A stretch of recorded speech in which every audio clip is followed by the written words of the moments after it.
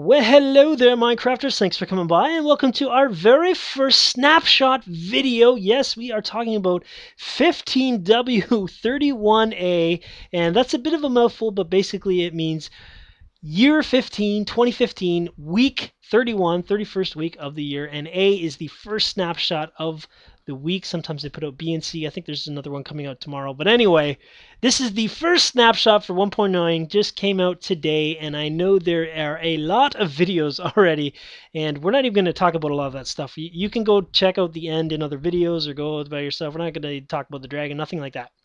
But I have been goofing around in the new snapshot with some of the new features and things like that, and I thought it'd be interesting to look at that stuff, like maybe from the point of view of a map maker or a builder. And I just wanted to share with you some of the things I've found that might be kind of interesting or fun to play with. So first off the agenda, I want to talk to you guys about dual wielding. That is a major hyped up feature that I think Dinnerbone was working on. And I just want to show you, so first of all, when you load up the snapshot, the way that you activate dual wielding, because you're going to have this regular hotbar, is you need to go over to some sort of item. So I have a pickaxe here, and if I press F on default controls, it'll swap to your left hand. Whatever you have in your right hand will swap. And then if you press F again, it'll swap again. So if I have nothing in my right hand, it'll remove it completely. And then it happens to actually get rid of that little left arm thing. So if I have two items in my hands, I press F, it'll swap them back and forth. Now, the really cool thing about this is we can utilize both of these if the right hand, the dominant hand, has an item that doesn't have two mouse buttons active for it. So with a pickaxe, it just uses your regular mouse button. So you can break whatever it is. And then with your other hand, with your other mouse button, you can place whatever's in there or use whatever you have in that other slot or that other in the left hand. Now, for me, this is a really natural progression because I actually swapped my mouse buttons like the second day I played Minecraft. It was a little awkward for me the way default was set up.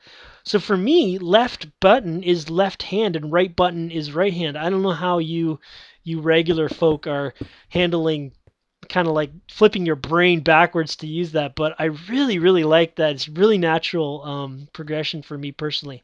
But that's dual wielding. Let's get rid of this item in the other hand there. So now we have some new blocks and stuff, and you've probably seen lots of videos on that sort of thing. But this chorus plant is really interesting, and I haven't quite figured out the mechanics behind it yet. So we have the chorus plant, which it's more like the stem, and then we have the chorus flower, which does the actual growing. I've got this game rule set up here. If I go game rule random tick speed, I put it on 1,000, and this thing will grow like right away.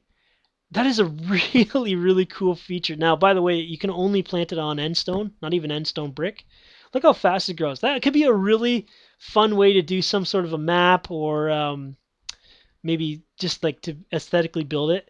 And there's something interesting about block updates on it. So it's like you probably tried this. It'll break everything from under here. But if you even update it for some reason, that's why I haven't quite figured out what it does. If you kind of update it like below a block, it will break whatever's up there. If I let this grow, if I place another plant like over here, it'll keep growing like that. But if I break this middle block, if I do it, it'll break everything up to there. So I haven't quite figured out how that works. Maybe somebody can kind of figure out the mechanics behind it. But then you're left with these coarse fruit, which are really interesting. They actually have a teleporting feature. If you eat them, see, there's my particles there. You they don't actually show up where you ate it. I'm not sure how that works. I think it's random or something. You teleport away like a Enderman, and that's really cool because I don't like adding food just for the sake of adding food. We don't need more food. There's not really any reason unless it has a use for it. So that's a really cool feature there, I think. Maybe that could be some sort of trivia branch consequence. Eat the fruit, see where you end up. You're gonna end up in lava or something. I'm not sure, but yeah, that's pretty cool. So then we have all our new blocks. They're called purper, and this is called purper pillar. That's quite a tongue twister. So we have purper stairs, purper brick block. Okay, purper block, purper slab, We have end stone bricks, which to me are way better looking. I don't like end stone. It looks so ugly. These look really nice. I really like that. I think they could look really cool in some sort of a sewer or something. And then we have these awesome. I love these. These are cool. These are end rods. They are a lighting block. So if I go, what is it? Time set 1800. I'm in or 18,000. I'm in nighttime, and you can see they light up. They give off light level 14, just like a regular torch. They place interestingly. So any block you put it on, it goes. The purple side of the end rod goes to that. If I even put it like under here, if I put it under here, it will always go to the purple side. Unless you place it on an end rod itself, it'll basically mirror it. So you can see here, it's mirroring whatever I do, which might be a little bit tricky if you're trying to place it aesthetically and you'll have to work out everything. But it does this cool little, like it's like a slab height. You could build some interesting staircases, I think. Really look forward to seeing what people do with that. But I love this block. It's so nice to have another aesthetic lighting block. I am like, we don't have enough lighting blocks. We have torches, which are kind of ugly. We have lamps. We have glowstone. Glowstone's kind of ugly. I like the sea lantern. It's so nice to have another one. But they don't stand up to water. So if I break this, look, they don't stand up to water. So you got to be careful. I kind of wish they would. Like we have pumpkins, but I kind of wish they would. You could place them underwater. That would look really cool. So anyway, that's kind of the new end blocks here. We do have beetroot, which to me is, like I said, adding food for the purpose of food is, I don't see a use for it. Although these now, if I get one of these beetroot, let me put it in my inventory here. Pigs, you can breed pigs with them. I think they were from, yeah, you can breed, they want, look at him, he's still following me. They want the stupid beetroot. I don't see really. You can make beetroot stew with it. I don't. We already have mushroom stew. Whatever. The pocket edition people like it, I guess. But yeah, that's the beetroot. I don't see any purpose to it. Anyway, we also have a new block called the. Let me just clear my inventory, man. We have a new block called Grass Path. Grass Path. Now, it's similar to grass. As far as I can tell, there's no color change in any biome. I've got some other biomes laid out here. We've got, I think this is jungle and plains. You can see the grass path even here. It's all the same color. I'm not sure if that's intentional or not. But you can get it also by doing give at p grass path. Yeah, you can get it there. Possibly Silk Touch will get it. I haven't tried that. But if you want to make it in survival, you just need a shovel, and you go up to grass, and you just use your, is it your dominant? I get confused with mouse clicking, but anyway, whatever button it is, and you can make the grass path. And it's an interesting block because it doesn't actually change it doesn't allow a redstone signal to go through it, so that light isn't lighting up there. But it does let a piston move it. So I found that interesting. I was thinking maybe it might have some transparent block features. So I put a mob under it, but it doesn't catch on fire. So I think it acts kind of like a slab, or maybe like maybe glowstone or something. I'm not sure. You can't place anything on it. You can't put a button or anything on it. I don't think you can even put like redstone on it. Like, maybe because of the height difference. There actually isn't a height difference. If you look at it, it's just visual. If you look at my, where is it, my Y height, 56.0, it's the same as regular block here. It doesn't actually change. But you could make some weird aesthetic height difference with like maybe regular block, carpet, then snow. I don't know. Might look interesting that way. These are really cool. You can make. I was thinking about like hurdles or something. And then there's some changes to skeletons that I don't really want to go into, but basically they use the bow a lot more interestingly enough, and they can kind of put their bow down when they're not attacking you. But that's the skeleton changes. We have this Ender Dragon head or skull. I'm not sure, what is it called. It's actually Minecraft Skull 5. You can wear it. So yay, I'm wearing it. Obviously you have already. But if you power with a constant signal, it will talk. or move its mouth, yeah, or munch on something. Maybe use it as an NPC. Very cool. I like that. I tried, I think a creeper head. It didn't do anything, so it's nice to have that. It's a really big block. Really cool.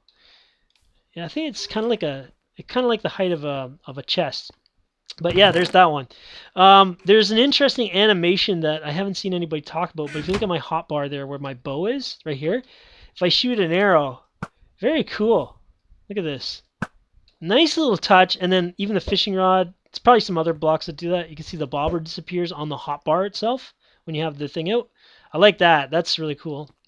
But yeah, that's kind of some little touches that I like when Mojang does that. So anyway, let's move on to some command features that I found interesting. We have the new mob here. It's the Shulker. You can summon it with no AI false. Let me see here. Can we... I think I need to put a block here and here. There we go. No AI false. It's this one. Let's go into survival. You've seen this. He's going to shoot me. I am going to... Get me hit. I got levitation now. Whoa, yeah. But oh, it's hard to get down when you're in creative. No, get down, get down. Okay, there we go. If I change it to no AI true, he or it, did he die? Where is he? Am I gone? What's going on? Okay. Oh, there's two of them there. That's the problem. They're gonna fight each other. Okay, get rid of this guy. Get rid of him. Interesting enough, you can push him with a piston. Or push it with a piston, but it won't pull back with a sticky piston. And the other interesting thing is if you break a block it's attached to, it will teleport away, even with no AI on. So if I break everything, like I can break everything around it, but he'll teleport away. And if I place a block next to him and I break that one, it switches, so now he's like that. That's kind of an interesting feature. But with no AI on or no AI true, you can actually, like, he acts just like a block. Really, I haven't actually tried him with a redstone signal. That might be interesting. So he doesn't teleport. It doesn't teleport. You can't do anything with it. They're not moving. They're not totally a mob. They're kind of like a block mob. I kind of wish you could teleport them. They don't do anything. So anyway, we also have another entity called the Shulker Bullet. That's what they were shooting before. You can summon it. The no gravity tag does nothing. I was just testing with it. Thought it might work. It uses the motion tag. So if you just summon it regularly, it doesn't do anything. But you can add a motion tag here. And I've changed this to shoot up. You can see, but then it falls back down. It's pretty cool. So I'm thinking people could make some interesting cannons or something with that. If you do get hit with it, even if you summon it, you do get the levitation effect. So it must be default, I guess. We'll get down. Oh, he's shooting me. And then I was kind of thinking you might be able to do something interesting with, like, yeah, like a cow game. Like you have to keep hitting the cow. I don't know, but they get damage when they're hit there. So anyway, yeah, that's the Shulker Bullet that they've added. Now, there is an interesting thing that they've kind of fixed that I have really been looking forward to. So you can have custom names on mobs. So here I have a custom name mob, and you can see when I don't look at that mob, you don't see the name, and when I do, you do see the name. Well, there was a tag called custom name visible, and on armor stands, it does work. On items, it does work. If I put it as true in past versions, like 1.8 versions, it did nothing on mobs. It did in 1.7. You could see the name, and we used to use this a lot for NPCs if you wanted to. Like, I can still see the name if I'm not looking at it, which is really cool. But this has basically been half fixed. Unfortunately, false doesn't hide the name, which I really wish it would, because if I want to tag a mob for a certain map making purpose of maybe just tagging that one mob without having to go through scoreboards and sort of things and teleport just that one mob based on name, I can't hide the name. I really hope that that gets updated, because it does work with items and it does work with armor stands. It's not mobs for some reason. But anyway, that is a much appreciated change there, to add that custom name visible. Now I can reuse these as NPCs. I love that, and we had to do that in Diversity 2 a little bit. So then we also have the levitation effect. We can actually add an effect. So I've got him to get rid of his, or the creepers, no AI on false. So when I hit this, we can we can change the entity data and add levitation to him or a player. Really, really cool. The other thing is, let me just shoot him. This looks pretty cool. Can I hit him? Oh yeah, look at that. You can see him way up there. Really cool. So I put the spectral arrows in my left hand, and I'm using them. He goes, then he'll fall, and he's dead. So that is basically all the cool little interesting things I've been playing with. Let me know in the comments if you found anything interesting like that. But I hope you guys enjoyed this snapshot look. Maybe we'll do some more. I'm always kind of looking at the interesting stuff like that. But until then, guys, enjoy your Minecrafting and have a great day.